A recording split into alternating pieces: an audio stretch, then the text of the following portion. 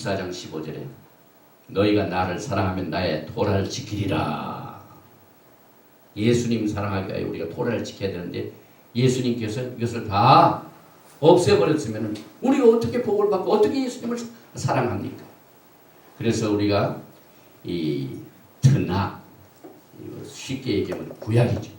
이 트낙이라는 말은 원래가 모세 율법, 선지자의 글, 시편과 자면의 약자입니다. 트낙, 토라, 레비임, 케투빔, 요 세 가지. 그래서 예수님께서 이 땅에 계시는 동안 부활 승천하시 전까지도 이 말씀을 하셨어요. 이 트낙은 나에 대하여 기록된 것이고, 그래서 누가복음 24장 44절에 또 이르시되 내가 너희와 함께 있을 때 너희에게 말하마 곧 모세의 율법과 토라가 나오죠. 선지자의 글과 레비임, 글과 시편의 나를 드리고 케투빔은 나를 가리켜 기록된 모든 것이 이루어져야 하리라. 아직 토라는요, 예수님에 관하여 이루어질 것이 아직도 많이 남아 있습니다, 여러분. 그래서 우리가 이 토라를 회복하고 토라를 공부해야만 됩니다. 왜? 우리가 예수를 사랑하기 때문에. 우리가 토라를 사랑하는 것은 예수님을 사랑하기 위하여 토라를 공부합니다.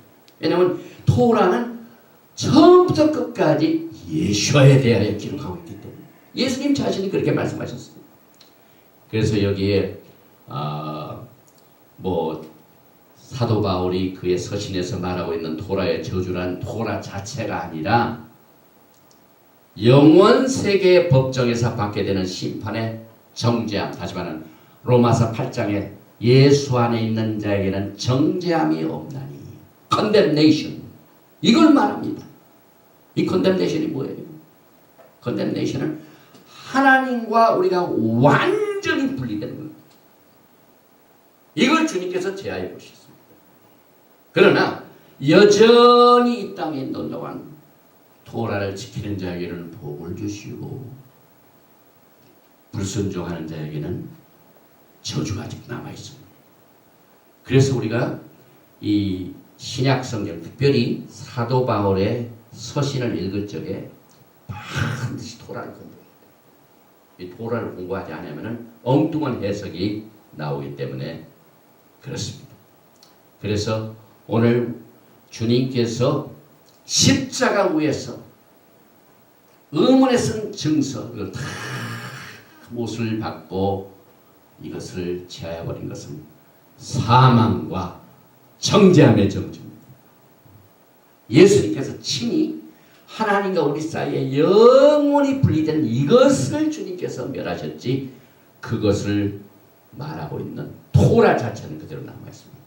그래서 법정이란 말이 골로새서 2장 4절에 지금 법정에 가면은요, 재판이 다 이루어져가지고 평결문이 작성이 돼서 이렇게 주리들이 전부 투표를 해가지고 12명 주리가 다 이 사람은 유죄다 평결이 결정이 되잖아요. 그러면은 판사는 그 평결문을 가지고 읽고 그것을 선언합니다. 여기 그림에 나옵니다. 이것을 예수님께서 십자가의 증서를 제해버리시다니. 그러면은 그 법관이 그 증서를 제할 때 법 자체를 다 제해버렸습니까? 아니죠. 법은 그대로 남아있습니다. 그러나 법이 규정하는 모든 범죄한 것, 이 법조문, 이거는 예수님께서 그것을 제해버렸습니다. 토라는 아직도 그대로 남아있습니다. 그래서 이 법조문 자체를 십자가에 못 박으시고 이렇게 없애지, 토라 자체를 없앤 게 아닙니다. 아멘. 그래서 여기 보니까 having cancelled out the certificate of death, 다시 말하면 모계지를 안 낸 사람이 하루아침에 좋은 사람 만나가지고 모계지를 완전히 다 빚을 갚는, 이것을 예수님께서 하십니다. 그래서 여러분과 제가 이 히브리 뿌리로 돌아가면은요, 성경 말씀이 가장 정확하게 이해가 돼서 우리가 예수님을 사랑하는 일에 지혜를 갖게 됩니다. 그래서 토라를 떠난 교회는 쉽게 잘못된 해석으로 말미암아 하나님께서 제정하신 축복과 저주를 혼돈하고 있습니다. 정말 토라가 완전히 없어졌다는 건 저주죠. 어떻게 거룩하신 하나님께서 거룩한 토라를 십자가에 못 박을 수가 있습니까? 번역이 잘못된 거죠. 모든 이 헬라식의 번역 때문에. 그래서 메시아께서 십자가에서 못 박아 도말하시고 제하여 버리신 이것은 법정문으로 쓴 이 정죄함에 이거 잘못가지고 이것은 이렇게 해야 된다. 이것 때문에 당신이 죄를 졌습니다 하는 그 판결문이지 법 자체가 법 자체 토라는 그대로 남아있고 이제 이사야서 2장 3절에 보면 예수와께서 메시아닉 에이지 메시아 왕 때 처음부터 토라를 가르칩니다. 그래서 예루살렘에서부터 토라가 나옵니다. 그가 우리를 그의 도로 가르칠 것이다. 그래서 여러분과 저는 축복의 근원된 이 토라를 순종하고 지켜서 여전히 축복을 받게 됩니다. 그러나 토라를 불순종하면 여전히 저주가 남아있습니다. 이 저주 자체를 주님께서 없앤 게 아니에요. 그래서 여러분과 저는요, 지금 오늘 이 예수와께서는 살아있는 토라는 사실을 절대로 잊었습니다. 우리가 토라를 공부할 적마다 살아계시고 숨쉬고 계시는 예수와를 우리가 만난다. 요한복음 1장 14절에 말씀이 육신이 되어 우리 가운데 거하시며 우리가 그의 영광을 보니 아버지의 독생자의 영광이요 은혜와 진리가 충만하더라. 이렇게 해서 이제 우리가 이 법조문 다시 말하면은 오늘 토라는 절대로 하나님께서 아브라함과 맺은 언약을 폐하지 않냐고 안 없앤다. 이것으로 오늘 이제 서론이 시작이 됐습니다. 그러면은 이제 레위기 26장으로 다시 돌아갑니다. 오늘 이 본문 말씀에 계명을 지키는 자가 무슨 복을 받느냐. 3절에 너희가 내 규례와 계명을 준행하면은 베크코타이가 나오죠. 내 규례 이것을 지키면은 내가 너에게 따라 비를 주리니 늦은 비 축복이 첫째 축복이에요. 아멘. 하나님께서는 토라를 지키는 자에게 제일 먼저 축복의 제1호가 철따라 비를 주니 그 땅은 그 산불을 내고 밭에 나무는 열매를 맺리라.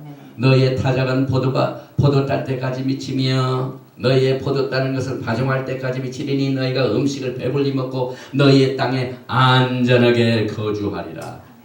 이거는 메시아의 킹덤을 프로젝트죠. 토라를 우리가 열심히 공부하면은요, 예수님이 보이고 예수님의 사역이 보이고 예수님께서 앞으로 우리를 위하여 무슨 일을 계획하시고 계신다는 것이 쫙 사진나게 나타납니다. 우리가 이제 토라를 준행한 결과 누리게 될 축복의 날이 우리를 기다리고 있습니다. 그래서 주님께서는 참 은혜와 자비가 풍성하셔서 땅에 비를 내려가지고 농작물을 축복해 주시고 우선 배부터 불러. 여기 보니까 음식을 배불리 먹고, 그래서 이 오소수 유대인들은 이 말씀 따라서 식사 기도를요, 우리 대개 이제 크리스찬들은 식사 전에 꼭 기도를 하죠. 하나님의 음식을 주셔서 감사합니다. 그런데 유대인들은 배가 고플 때는 감사가 잘 안 나오니까 맛있게 먹고 난 뒤에 식사 맨 끝에 기도를 막 배가 불러가지고 바로 같아 내 기도. 왜? 여기 첫째 축복이 너희가 음식을 배불리 먹고 내가 그 땅에 평화를 줄 것이니 이 평화가 얼마나 필요합니까? 메시아닉 시대에는 평화가 보존되죠. 너희의 원수들을 쫓으니 지금 이 시간에 얼마나 많은 원수들이 지금 이스라엘 백성들을 공격합니까? 또 너희 다섯이 백을 쫓고 너희 백이 만을 쫓으리니 너희의 대적들이 너희 앞에서 칼에 엎드러질 것이다. 이건 예수께서 그렇게 하실 것입니다. 그래서 내 언약을 이행하리라. 이거 잘못해 제가 잘못했는데 I will establish my covenant with you. 야훼 하나님께서는요 백성들과 맺은 언약은 절대로 지키십니다. 그래서 우리가 믿을 만합니다. 여러분. 하나님은 사람들은 약속한 거 자꾸 어기죠. 여기 오늘 본 말씀 나온 레위기 26장 9절에 내가 너희를 돌보아 너희를 번성하게 하고 너희를 장대하게 할 것이며 내가 너희와 함께한 내 언약을 이행하리라. 내 언약이라고 내 언약. 하나님께서 여기서 이행한다는 말 I will establish. 이건 히브리 말로 쿠움이라는 말. 쿠움. 이 쿠움이라는 말은 우리가 이제 조금 깊이 들어가 신약적으로 볼 적에요. 새로운 언약으로 강화하겠다. 이스라엘 백성들과 맺은 언약. 다시 말하면은 처음에 이스라엘 백성들이 이제 애굽을 떠나가지고 6월절에 떠나서 50일째 샤브옷 오순절날 시내산에서 토라를 받았어요. 말씀을 받았어요. 언약을 받았어요. 하나님과 결혼을 했습니다. 결혼한 약혼 증서, 결혼 증서가 게투바 토라입니다.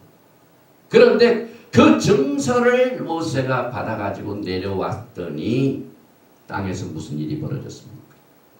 아론을 비롯하여 백성들이 금송아지를 만들어가지고 우상숭배의 죄를 졌습니다. 그래서 그때 첫 번 언약이 산산조각이 나고 끊어졌습니다. 그러나 오늘 이 토라 포천에서 내가 내 언약을 이행하리라, 집행하리라, 이루리라 그 말은 새로운 언약은 앞으로 절대로 옛날과 같이 취소되거나 폐지가 되지 않을 것이다라는 말입니다. 그래서 우리가 이 새 언약을 하면은 많은 우리 이제 교회에서 신약을 공부하신 그 목사님들이 그 언약은 구약이고 새 언약은 신약이라 이렇게 얘기를 해요. 그러나 여러분 토라를 공부하면요 새 언약이 어디서 시작됐어요? 누가 보면 예수님께서 탄생하신 이후부터 나왔나요? 하나님께서 이미 에레미야 선지자를 통한 왜냐하면 첫 번 언약을 받은 백성들이 그만 금송아지를 숭배한 죄로 말미암아 하나님과 엄청난 거리가 생기기 시작했습니다. 그 언약이 깨졌습니다. 그래서 그것을 다시 회복하시는 하나님의 긍휼과 자비로 에레미야 선지자를 통해 새 언약을 주시는데요. 토라를 공부하시는 여러분과 저는 반드시 새 언약에 대한 개념을 우리가 배워야 돼요. 왜? 이것이 축복과 저주, 이것을 갈라주는 중요한 요소가 되게 되는 것입니다. 예레미야서 31장 31절에 새 언약이 나오는데 나 여호와가 말하노라 보라 날이 이르리니 내가 이스라엘 집과 유다 집에 새 언약을 세우리라. 신약에서 시작된 게 아니에요. 여러분. 새 언약도 토라입니다. 아멘. 그러니까 구약은 구언약이다 그렇게 할 수가 없어요. 헬레니스틱 사고방식이에요. 그러나 이 히브리 뿌리는요 시제가 과거도 미래가 될 수 있어요. 현재도 미래가 될 수가 있어요. 그래서 이 히브리 문법의 동사에 이것이 어쩌면 과거도 미래가 되고 미래가 굉장히 플렉시블해요. 깊이가 있어요. 그래서 유다 집과 이스라엘 집에 새 언약을 세운다는 말이 신약에서 이루어진 것이 아니라 구약에서 나왔죠. 그런데 여기 이 말씀을 자세히 보면은요, 새 언약을 받을 백성이 교회다라고 합니다. 지금 replacement theology, 교체 신학, 대체 신학, 다시 말하면 모든 과거에 이스라엘에게 약속했던 모든 하나님의 복은 다 이제 폐지가 되고 이 모든 복이 우리 교회로 이전되어 왔다. 교회로 대치됐다. 이렇게 믿는 이 악덕 신학은요, 정말 회개해야 돼요. 새 언약을 누구한테 주셨습니까? 교회도 안 주시고 여기 보니까 이스라엘 집과 유다 집에. 그러니까 하나님의 변치 않은 이 언약을 끝까지 기업으로 받고 축복을 받기 위해서는 우리가 예수와 때문에 아브라함의 복이 우리에게 임했다고 그랬죠. 근데 아브라함의 복을 우리가 받기 위해서는 반드시 축복을 받는 그 축복받는 그룹에 들어가야 돼요. 이 새 언약이 누구에게 주어졌다고요? 이스라엘 집과 유다 집입니다. 또 계속해서 에레미야서 31장 32절에 나 여호와가 말하노라 이 언약은 내가 그들의 열조의 손을 잡고 애굽 땅에서 인도하던 나라에 세운 것 같이 아니할 것은 내가 그들의 남편이 되었어도 그들이 내 언약을 파하였음이니라. 그 받고 우상 숭배를 했습니다. 그런데 예레미야서 31장 33절에 계속해서 새 언약은 나 여호와가 말하노라 그러나 그날 후에 내가 이스라엘 집에 세울 언약은 이러하니 또 여기에 이스라엘 집이란 말입니다. 곧 내가 나의 법을 나의 토라를 그들의 속에 두며 그 마음에 기록하여 나는 그들의 하나님이 되고 그들은 내 백성이 될 것이다. 이제는 하나님께서요 토라의 말씀을 우리의 마음판에 주십니다. 그들의 속에 두고 이것이 새 언약입니다 여러분. 그래서 마지막 때 성령운동이 뭐예요? 루ach 하코데시 하나님의 성령께서 마지막 때는요 토라를 회복하여 우리의 마음판에 새깁니다. 이것을 교회가 분별을 해야만 되는 것입니다. 그래서 여기에 에레미야서 31장 31절에 나오는 New Covenant 새 언약이라는 것은요 히브리서 10장에도 이것이 다시 강조되고 있어요. 신약에서 이것을 뒷받침해 주고 있어요. 보십시다. 히브리서 10장 16절 주께서 이르시되 그날 후로는 그들과 맺을 언약이 이것이라. 이게 새 언약을 말하죠. 내 법을 내 토라를 그들의 마음에 두고 그들의 생각에 기록하리라 하십니다. 마음과 생각에 두는 것이 새 언약이고 새 언약은 철저하게 토라를 바탕으로 있습니다. 그러니까 지금 교회가 새 언약을 지켜가지고 복을 누리려면요 반드시 토라를 바탕으로 해야 돼요. 토라 바탕이 안 되면 새 언약을 모릅니다. 그래서 새 언약은 첫 번 언약하고 다른 점이 있어요. 여기 보니까 히브리서 8장 8절에 그들의 잘못을 지적하여 말씀하시되 토라가 잘못된 게 아니라 그들의 잘못. 그들의 마음과 생각이 부패했기 때문이었습니다. 토라 자체가 나쁜 게 아니에요. 그래서 주께서 이르시되 볼지어다 날이 이르니 내가 이스라엘 집과 유다 집과 더불어 새 언약을 맺어요. 히브리서 말씀에도 이스라엘 집과 유다 집이 나옵니다. 여러분과 저는 이스라엘 집에 속합니다. 왜? 아브라함과 맺은 언약을 우리가 누리기. 새 언약도 하나님께서 이스라엘 집과 유다 집입니다. 유다 집은 유대인들이고 이스라엘 집은 에프라임 집안. 그래서 똑같은 내용이 에스겔서 36장에도 나오는데 24절에 내가 너희를 여러 나라 가운데서 인도하여 내고 여러 민족 가운데서 모아들이고 고국 땅에 들어가서 이 고국 땅이 뭡니까? 지금 오바마 대통령이 땅을 갈른 그 땅입니다. 이제 하나님께서 흩어진 백성들을 옛날 내가 아브라함과 이삭과 야곱에게 준 땅으로 다시 돌려보내겠다 그러니 그 땅을 가르면 하나님이 심판하시죠. 그런데 여전히 주님께서는 고국 땅에 들어가서 맑은 물을 너에게 뿌려서 너희를 정결하게 해야 되고 너의 모든 더러운 것에서와 모든 우상 숭배에서 너희를 정결하게 할 것이며 또 새 영을 너희 속에 두고 새 마음을 너에게 주되 너희의 육신에서 굳은 마음을 제거하고 부드러운 마음을 줄 것이며 이게 새 언약입니다. 그래서 사실 구언약과 신언약의 차이는 신의 산에서 받은 언약은 돌판에 새겼지만 에스겔서 또 에레미야서를 통해서 주신 하나님의 새 언약은 우리의 마음판에 새깁니다. 신비에 새깁니다. 왜냐하면 우리의 마음이 약하기 때문에 우리 마음에 문제가 있습니다. 우리 마음이 금강석같이 너무 굳습니다. 스가랴서 7장 11절과 12절에 그들이 청종하기를 싫어하여 등으로 향하며 듣지 아니하려고 귀를 막으며. 지금 교회가 토라를 향하여 그러죠. 그 마음을 금강석 같게 하며 율법과 만군의 여호와가 신으로 이전 선지자를 빙자에 전한 말을 듣지 아니하므로 토라를 안 듣기로 작정하죠. 큰 노가 나 만군의 여호와께로서 나왔도다. 이 굳은 마음 때문에 토라를 멀리합니다. 그래서 주님께서는 이 복음서를 통하여 비유를 주셨는데요.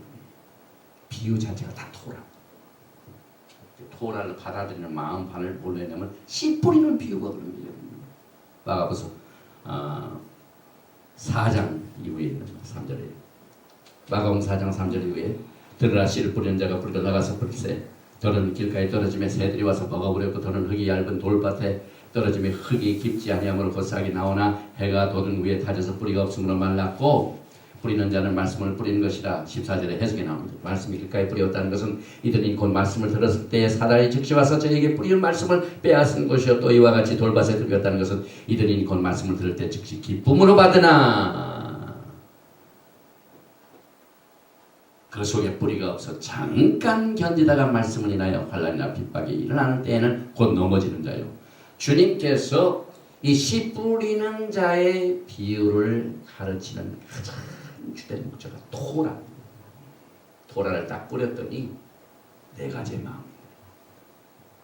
그래서 그때 돌밭, 아직 스토니 하트. 이 돌밭은요, 일단 하나님의 말씀이 들어갈 때 처음에는 기쁨으로 받지만 시련과 환난이 생기면은 그것을 견디지 못하는 것을 돌밭이다. 왜냐하면 과거 이스라엘 백성들도요 시내 산에서 주님께서 토라의 말씀을 줄 적에 출애굽기 19장 8절에 백성이 일제히 응답하여 가로되